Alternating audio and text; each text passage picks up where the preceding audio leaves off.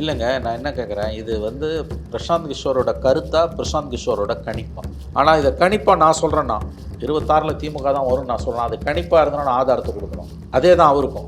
26ல் திமுக வராதுன்னா, அது உன் கணிப்புனா எந்த ஆதாரத்தில் சொல்கிறேன்? இந்த கூட்டணி சதுரமும் சதுராதுன்னு நான் உறுதியாக நம்புகிறேன்.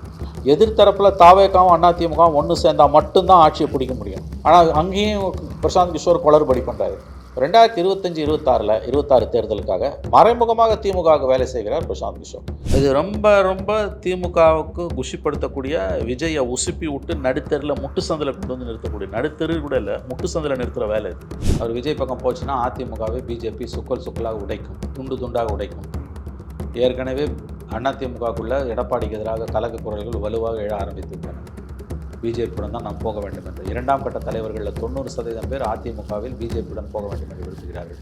அமலாக்கத்துறையை தன்னுடைய கூட்டணியாக வைத்திருக்கக்கூடிய பாஜக அதிமுக தாவேகா கூட்டணியை ஒருபோதும் அனுமதிக்காது. ஏன்னா அந்த கூட்டணி வந்துன்னா அது வெற்றி கூட்டணி. விஜய் கட்சியும் எடப்பாடியோட அதிமுகவும் கூட்டணி அமைத்தால் தமிழகத்தில் ஆட்சி மாற்றம் உறுதி. அதனால் அது பிஜேபி சத்தியமாக அனுமதிக்காது. ஸ்டாலினை நகர்த்திட்டு எடப்பாடியை கொண்டு வந்து சிஎம் உட்கார வச்சு பிஜேபி நல்லா இருக்கும். எஸ்பி வேலுமணி மகனுடைய வரவேற்பு விழாவில் கலந்து கொண்டிருக்கிறார் எடப்பாடி பழனிசாமி. ஆனால் அதற்கு முன்பாகவே செங்கோட்டையன் ஸ்பீடாக உடனடியாக கிளம்பிட்டார். ஏன் 2 பேருமே முகம் கொடுத்து பேசி? செங்கோட்டையன் உள்ள ஓரம் கட்டப்படுகிறார். மிகப்பெரிய அளவில் மன வருத்தத்திற்கு செங்கோட்டையன் ஆளாகி இருக்கிறார்.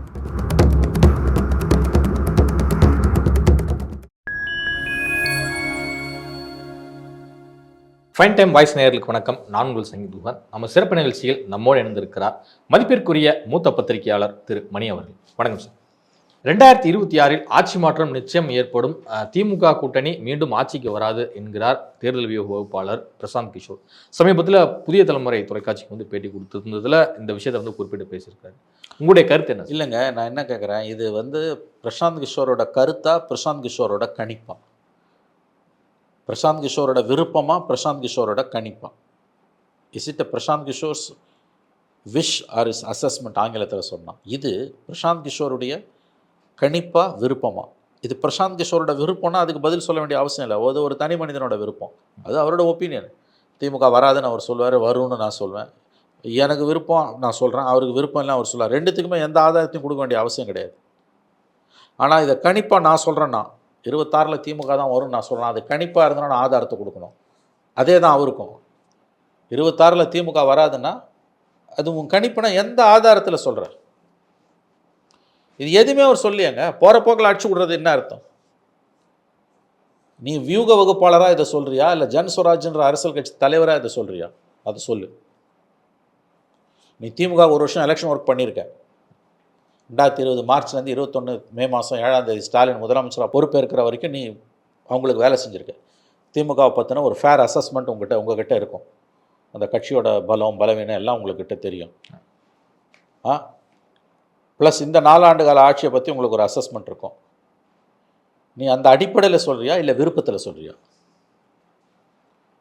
மறுபடியும் சொல்ல, விருப்பத்தில் சொன்னால் அதுக்கு ரியாக்ஷனே கொடுக்கூடாது. தப்பு, அது முட்டாள்தனம். அது அவர் கருத்துங்க,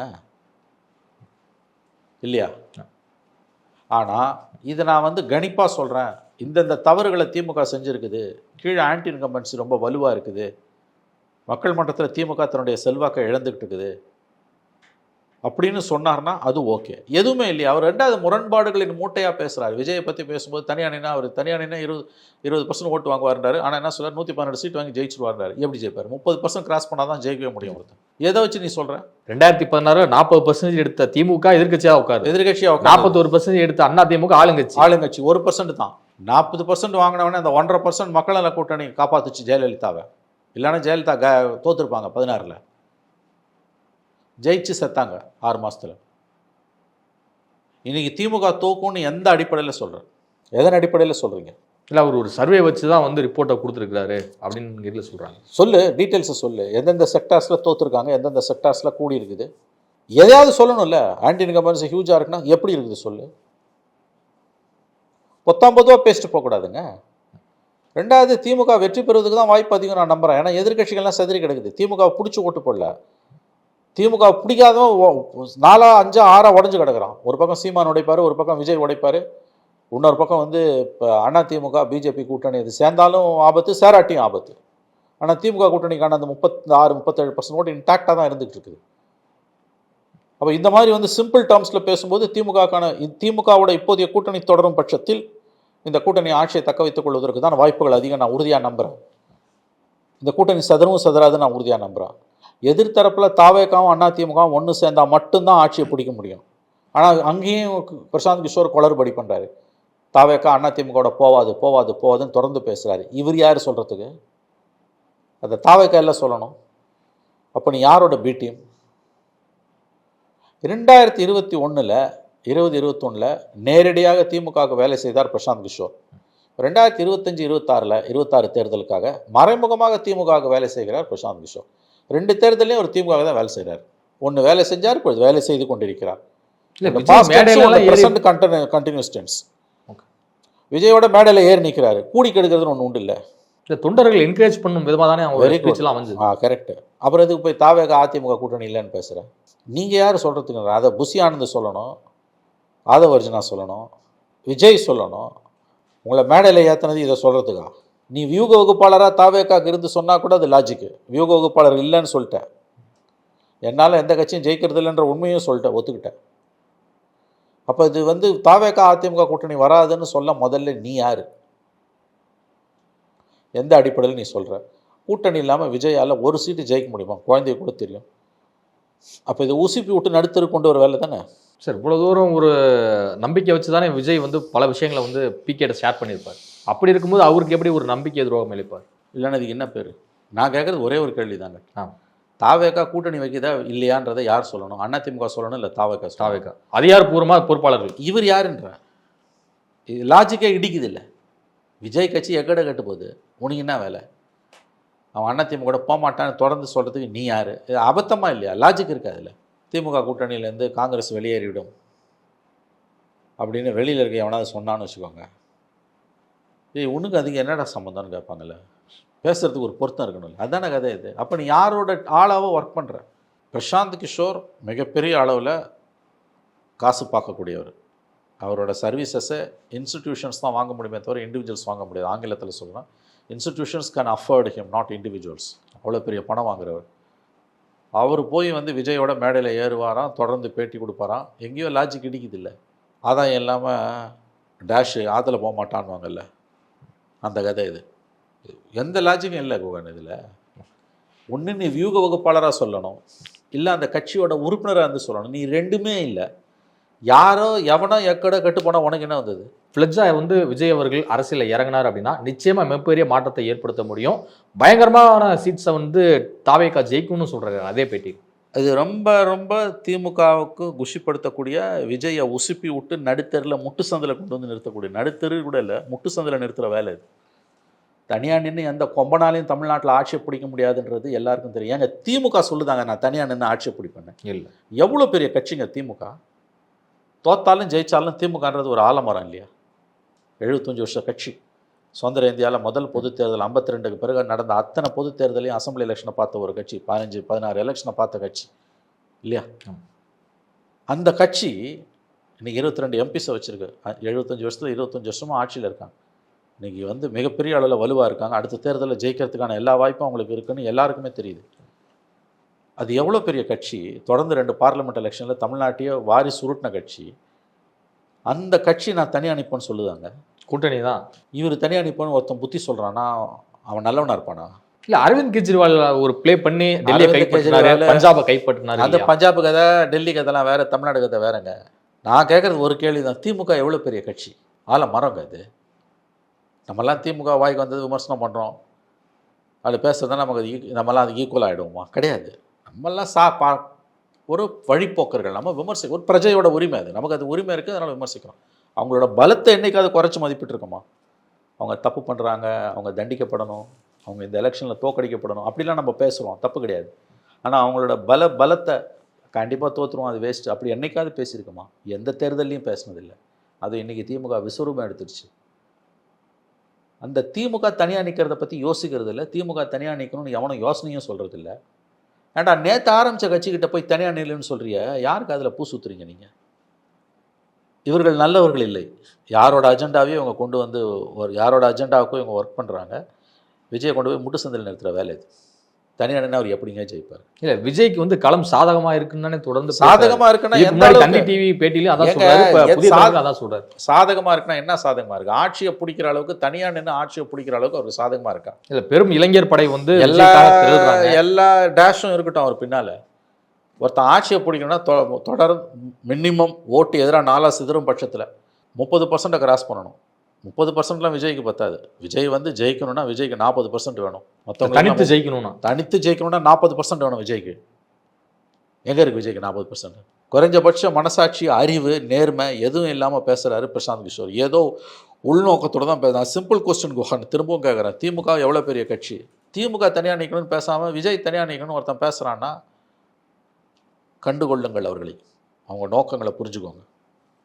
யாரோட அஜெண்டாவையோ கொண்டு வந்து அவர் விற்கிறார் ரோட்டில். இப்போ எடப்பாடி அவர்கள் வந்து சமீபத்தில் கொடுத்த இன்டர்வியூலாம் வந்து 6 மாதம் போட்டுங்க, அப்புறமேல் கூட்டணி பற்றி பேசலாம் அப்படின்னு சொல்லியிருக்கிறாரு. ஆனால் பாஜகவுடன் தான் கூட்டணி அப்படின்னு சொல்லிட்டு பல விவாதங்கள் வந்து எல்லாமே ஓடிட்டு இருந்துச்சு. பட் இருந்தாலும் அந்த 6 மாதம் டைம் அப்படிங்கிறது வந்து விஜய் கண்டிப்பாக இறங்கி வருவார், டிசம்பருக்கு வரை அவர் ஒரு கூட்டணி நிலைப்பாட்டை குறித்து ஒரு முடிவை சொல்லுவார் அப்படின்னு சொல்லிட்டு எடப்பாடி ஒரு வெயிட் பண்ணுறாரு. அப்படி இருக்கலாம். ஆனால் அவர் பிஜேபி பக்கம் நகர்றதுக்கான வாய்ப்புகள் தான் அதிகம். அவர் விஜய் பக்கம் போச்சுன்னா அதிமுகவை பிஜேபி சுக்கலாக உடைக்கும், துண்டு துண்டாக உடைக்கும். ஏற்கனவே அதிமுகக்குள்ளே எடப்பாடிக்கு எதிராக கலக்க குரல்கள் வலுவாக எழ ஆரம்பித்து விட்டன. பிஜேபியுடன் தான் நாம் போக வேண்டும் என்று. 2ஆம் கட்ட தலைவர்களில் 90% பேர் அதிமுகவில் பிஜேபியுடன் போக வேண்டும் என்று விரும்புகிறார்கள். தொண்டர்கள் பிஜேபியோட போகக்கூடாது, அதிமுக விஜயோட போகணுன்றாங்க. விஜய் வாய் திறக்க மாட்டேன்றார். இதுதான் எடப்பாடியோட நெருக்கடி. 6 மாதம் டைம் வாங்கியிருக்காரு அவர், அவ்வளோதான். அவர் பிஜேபி பற்றி பக்கம் போகிறதுக்கான வாய்ப்புகள் தான் அதிகம். இன்னொன்று, பிஜேபி அதிமுக தாவேகா கூட்டணி அமைவதை ஒருபோதும் அனுமதிக்காது. அது எப்பாடுபட்டாவது அவர்கள் கெடுப்பார்கள். இன்றைக்கி எடப்பாடி கூட இருக்க மந்திரிங்க, பழைய மந்திரிங்கள்லாம் பலர் மீதும் அமலாக்கத்துறை வழக்குகள் இருக்கின்றன. அமலாக்கத்துறையை தன்னுடைய கூட்டணியாக வைத்திருக்கக்கூடிய பாஜக அதிமுக தாவேகா கூட்டணியை ஒருபோதும் அனுமதிக்காது. ஏன்னா அந்த கூட்டணி வந்துன்னா அது வெற்றி கூட்டணி. விஜய் கட்சியும் எடப்பாடியோட அதிமுகவும் கூட்டணி அமைத்தால் தமிழகத்தில் ஆட்சி மாற்றம் உறுதி உறுதி உறுதி. அதனால் அதை பிஜேபி சத்தியமாக அனுமதிக்காது. ஸ்டாலினை நகர்த்திட்டு எடப்பாடியை கொண்டு வந்து சிஎம் உட்கார வச்சு பிஜேபிக்கு என்ன லாபம்?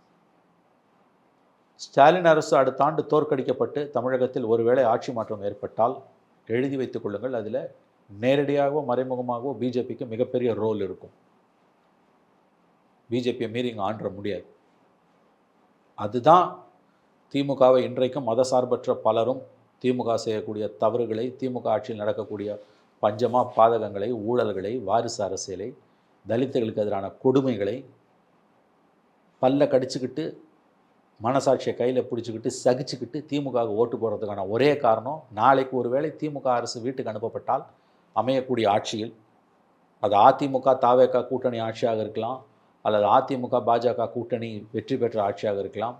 எந்த ஆட்சி அமைந்தாலும் ஸ்டாலின் அரசு வீட்டுக்கு அனுப்பப்பட்டு தமிழகத்தில் ஒரு ஆட்சி மாற்றம் ஏற்பட்டால் அமையக்கூடிய ஆட்சியில் பிஜேபியுடைய பங்கு என்பது மிகப்பெரிய அளவில் இருக்கும். அது தமிழ்நாட்டுக்கு பேரழிவை கொண்டு வரும். ஆங்கிலத்தில் சொல்லுவது என்றால் இட் வில் பிரிங் எட்டர்னல் டூம், நிரந்தர பேரழிவை அந்த அரசு தமிழகத்துக்கு கொண்டு வரும். எழுதி வைத்துக் கொள்ளுங்கள். இதுதான் தமிழ்நாட்டோட சாபக்கேடு. இன்றைய அரசியலை சுருக்கமாக விவரிக்கிறதுனா இதுதான் உண்மை.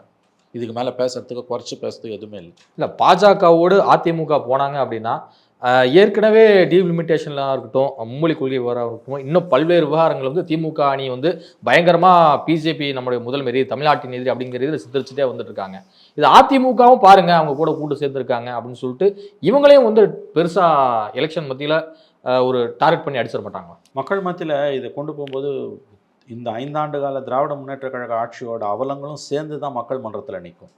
அப்போ மக்கள் வந்து அதை எப்படி பார்ப்பாங்கன்றதை உறுதியாக சொல்ல முடியாது. எப்படி டெசிஷன் எடுக்க போகிறாங்கிறது ஒரு கன்ஃபியூஷன். ஆனால் பிஜேபி தொடர்ந்து இந்த மும்மொழி கொள்கையும் தொகுதி மறுவரையையும் வலுவுறுத்தும் பட்சத்தில் திமுக தான் அட்வான்டேஜ். நான் அதனால தான் முதல்ல சொன்னேன், தர்மேந்திர பிரதானும் ரவியும் அண்ணாமலையும் திமுகவை மறுபடியும் ஆட்சியில் கொண்டு வந்து வைக்காமல் ஓய மாட்டான்னு சத்தியம் பண்ணிட்டு வேலை செய்கிறாங்கன்னு சொன்னதோட அர்த்தம் அதுதான். இவங்க பேசுறதெல்லாம் வந்து திமுக நிர்வாகிகள் தான் போவோம். ஆனால் இந்த மாதிரியான விஷயங்கள் இருக்க ஒரு சிக்கல் என்னன்னா, திருவாளர் பொதுஜன தேர்தலுக்கு வரைக்கும் இன்றைக்கி திமுக எதிர்கட்சியாக இருந்ததுன்னா அது ஓகே, நம்ம சொன்னது நடந்துடும். ஆளுங்கட்சியாக இருக்கும்போது இந்த ஆட்சியில் நடக்கக்கூடிய அவலங்கள் இருக்குல்ல, இது ஒன்றும் சுத்த சுயம்பு கிடையாது. ஒரு மாநில அரசில் 1000 பிரச்சனைகள் இருக்கும். ஊழல் தலைவிரிச்சு ஆடுது. தினம் ஒரு ஊழல் வருது. அறப்போர் இயக்கம் அது சொன்ன மாதிரி 900 கோடி ஊழல். நுகர்வோர் வாணிப கழகம் வாணிப கழகத்தில் இந்த வண்டி வாடகைக்கு எடுத்ததுல இவ்வளவு ஊழல்லாம் கக்கூசு ஊழல் 1000 கோடி கக்கூசு ஊழல் நாறுது சென்னை கார்பரேஷனில். கழிப்பறையில் ஊழல். ஆமாம், பெரிய பூதமாக டாஸ்மாக் ஊழல் வந்துட்டு இருக்குது. அப்போ இதெல்லாம் மக்கள் முன்னால் வந்து வரிசை கட்டி நிற்கும் பொழுது ஜெயிப்பது அவ்வளோ சுலபம் இல்லை திமுகவுக்கு. அப்படி ஜெயிச்சா அது பிஜேபி புண்ணியத்தால் ஜெயிக்கும். திமுக வந்து எப்பவுமே நரேட்டிவ் செட் பண்றதில் வந்து பயங்கரமா வல்லவர்களா இருப்பாங்க அப்படின்னு சொல்லியிருக்காரு மூத்த பத்திரிகையாளர் ரங்கராஜ் பாண்டே அவர்கள். அவருடைய கருத்தை நீங்க எப்படி பாக்குறீங்க? 2026 கேம் வந்து எப்படி இருக்க போகுதுன்னு கணிக்கிறீங்க? இல்லைங்க, இதுக்கு முன்னால் நெரேட்டிவை அவங்க அவ்வளோ செட் பண்ணதில்லை. இந்த முறை செட் பண்ணுறாங்க. இந்த கருத்து நியாயமானது. இந்த முறை வந்து கடந்த 10 நாட்களாக இங்கே நடக்கக்கூடிய பாலிடிக்ஸ், டீலிமிட்டேஷன், இந்தி மொழி திணிப்பு, மும்மொழி கொள்கை, இதெல்லாம் வந்து ஸ்டாலின் எழுப்பியிருக்கக்கூடிய அந்த பிரச்சனைகள் எல்லாமே மிக மிக நியாயமானவை, தமிழக அரசின் நலன் சம்மந்தப்பட்டவை, தமிழ்நாட்டு மக்களின் நலன் சம்மந்தப்பட்டவை. யாதொரு மாற்று கருத்துக்கும் இடமில்லை. சரியான நேரேட்டிவை தான் ஸ்டாலின் அவர்கள் செட் பண்ணியிருக்கார். மக்கள் நலன் சார்ந்தது தான் அது. ஆனால் அது இந்த 4 ஆண்டு கால ஆட்சியின் அவலங்களிலிருந்து மக்களின் கவனத்தை திசை திருப்பதற்காக இருக்கலாம் என்றால் அதுவும் சேர்த்து தான். ஒரு கல்லில் 2 மாங்காய் அவர் அடிக்கிறார். ஆனால் அவர் எழுப்பியிருக்கக்கூடிய பிரச்சனைகள் நாம் ஒதுக்கி தள்ள முடியாத பிரச்சனைகள். நெரேட்டிவை செட் பண்ணுறதுக்கு திமுகவுக்கு நோக்கங்கள் இருக்கலாம், இருக்குது. தங்களுடைய ஆட்சியின் அவலங்களிலிருந்து மக்களின் கவனத்தை திசை திருப்பத்துக்கு இந்த நெரேட்டிவ் அவங்க செட் பண்ணியிருக்காங்களா? எஸ், உண்மைதான். ஆனால் அவங்க கிளப்பி இருக்கக்கூடிய பிரச்சனை நியாயமானது. எனக்கு அந்த பிரச்சனை தான் முக்கியம். திமுகவோட ஊழலை கூட நான் 2ஆம் பட்சமாக தள்ளி வைக்கலாம். நீ மும்மொழி கொள்கைன்னு கொண்டு வந்து இங்கே கல்வி இடைநிற்றல் அதிகரிக்கக்கூடிய அளவுக்கு இங்கே 100 ஆண்டாக இருக்கக்கூடிய ஒரு கல்வி திட்டத்தை, எஜுகேஷன் சிஸ்டத்தை டெஸ்ட்ராய் பண்ணுவேன்னா அதை ஏற்றுக்க முடியாது.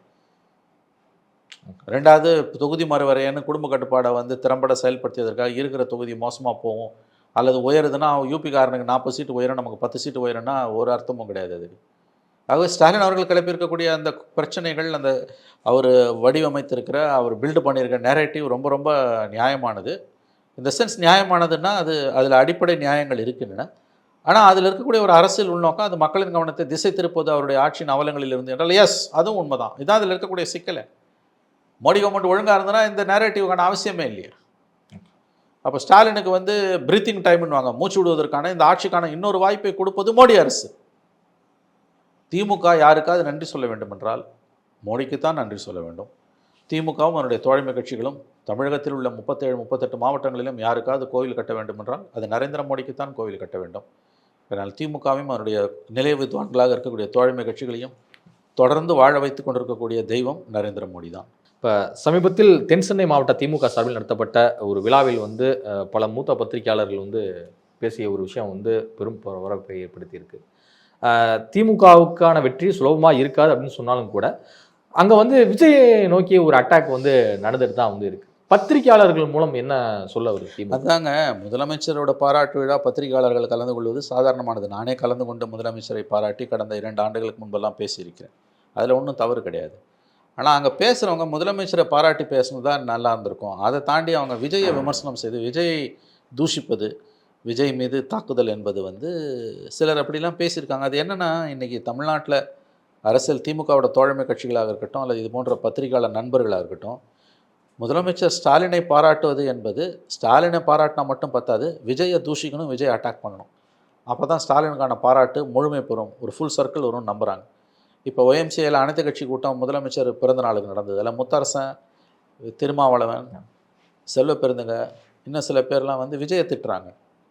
ஸ்டாலினை பாராட்டிங்கன்னா ஓகே, 100 ஆண்டு வாழ்க ஸ்டாலின்னு சொன்னால் ஓகே, நீடூழி வாழ்க, நோய் நொடி இல்லாமல் வளர்க, இன்னும் 100 ஆண்டுன்னு சொன்னீங்கன்னா அது ஓகே. கூட்டமே பிறந்தநாள் விழா கூட்டம், பிறந்தநாள் கூட்டம். அங்கே விஜயை ஏன் திட்டுறாங்கன்னா, ஸ்டாலின்கிட்ட தங்களுடைய விசுவாசத்தை காட்டுவதற்கு. எப்படி திமுகவின் தோழமை கட்சிகளுக்கு ஸ்டாலினிடம் தங்களுடைய விசுவாசத்தை காட்டுவதற்கு விஜய் தேவைப்படுகிறாரோ, பத்திரிகையாளர்களுக்கும் அது வந்து விட்டது.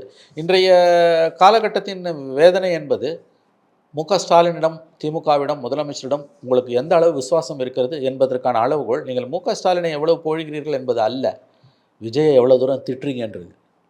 இது அரசியல் கட்சிகள் செய்யலாம். ஏன்னா நாளைக்கு 2 சீட்டு 3 சீட்டு ஸ்டாலின் கூட கொடுப்பாரு.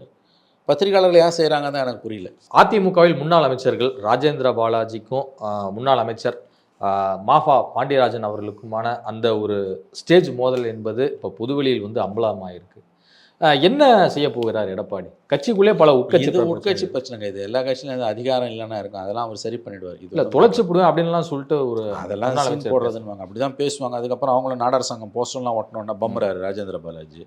இதெல்லாம் வந்து அவங்க கட்சி உள்வகாரம். அதிகாரம் இல்லைன்னா வீராவேசமாக பேசுவார். அவர் நிறைய பேசுவார். மோடி தான் எங்கள் டேடின்னாரு.